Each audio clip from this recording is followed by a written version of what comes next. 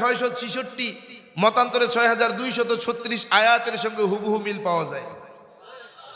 কোরআনে হাকিমের প্রত্যেকটি আয়াতের সঙ্গে কয়েক শত মন্ত্র পাঠ করে শোনানো যায়। এমনি এমনি মুসলমান হয় নাই, প্রত্যেকটা মন্ত্রের কিতাবের নাম, অধ্যায় নম্বর, পৃষ্ঠা নম্বর, শ্লোক নম্বর বলা যায়। ভাবছো গরুর গোশত খাওয়ার লোভে মুসলমান? মুসলমান, গরুর গোশত খাওয়ার জন্য এখন আর মুসলমান হওয়ার প্রয়োজন হয় না। অনেক দাদা কাকা জেঠারা গোপনে গোপনে গরুর গোশত খায়। কি ঠিক না?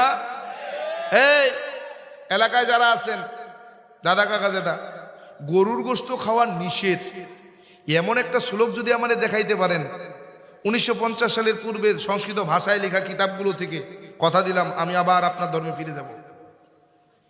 গরুর গোশত খাওয়া মানা, এটা যদি আপনি আমাকে দেখাইতে পারেন, কথা দিলাম